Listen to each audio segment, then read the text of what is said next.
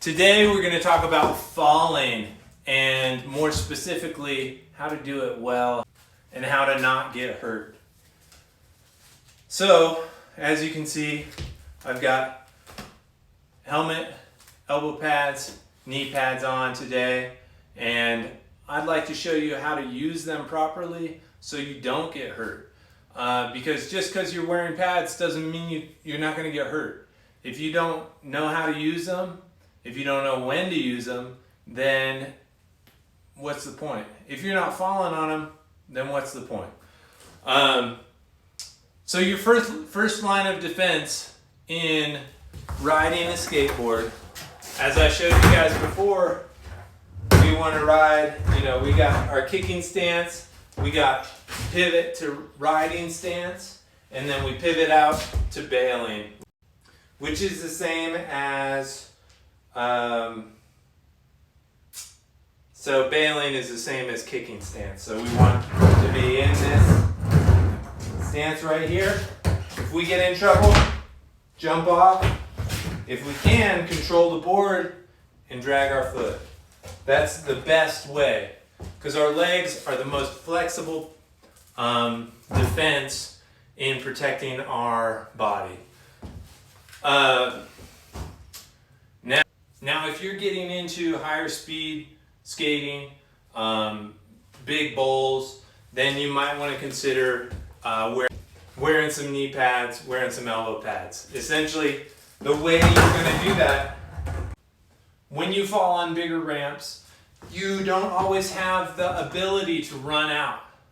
So you get maybe one step in and then you go to your knees and you're coming down. You want to come down and you want to lay down, sit on your feet.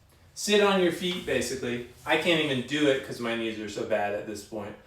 But you want to come down, drag your feet, slow yourself down that way. When that fails, that's where elbow pads come in. You want to ride that out. Knees and elbows sliding. If that falls, and then the third fail-safe, or the fourth fail-safe really, because there's running out, knees, elbows, then wrist guards, which I don't have on today. But of course a helmet's always helpful, especially if you ride fast like I do. I generally always wear a helmet just because I like to go really fast. And I don't want to have to sweep the entire skate park just to ride without a helmet when I feel comfortable riding with this nice helmet. So I don't really care what other people think. Some people, whatever, they want to ride padless, that's fine. But I'm 40 years old, so who cares? And you shouldn't care what other people think, because it's your body and you're the one getting hurt. You're the one who's going to have to take a month off of skating if you get hurt bad. So make those decisions for yourself. Obviously, parents, you're going to make those decisions for your kid. You want to balance them, safety with encumbrance, essentially.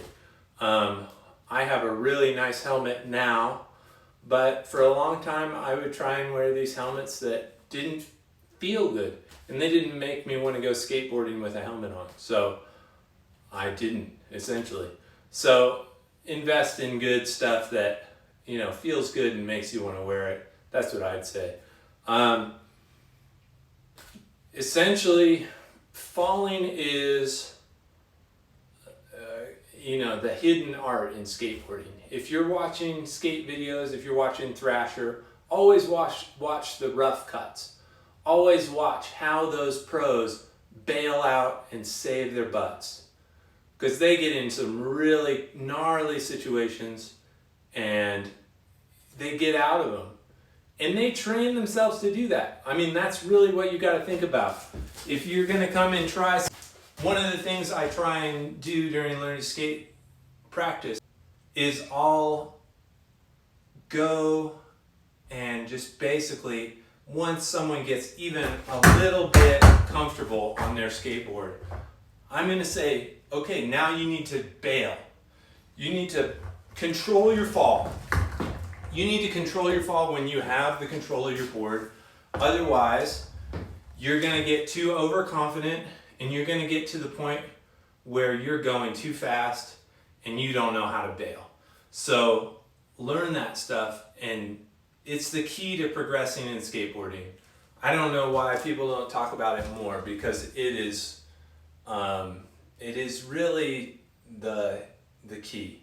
So I'll try and get some more info on falling. I'd love to try and get an interview with some people who are amazing fallers and really inspirational, but I don't think this page is that big yet. So we'll see. But my friend Mark Scott from Dreamland, if you're on the internet, look up videos of that guy. Essentially, he had knee surgery when he was 22 or something. His knee never fully recovered, and he stopped wearing pads. He rides giant ramps. His backyard is a 12 to 14 foot concrete ramp, and his technique, you know, without all these things on, his technique, of course, with a bigger ramp, this is a tiny ramp. The Bad Taco is 4 foot transition, you know, 2 foot high. So if you want to try and hit the transition, it's really hard.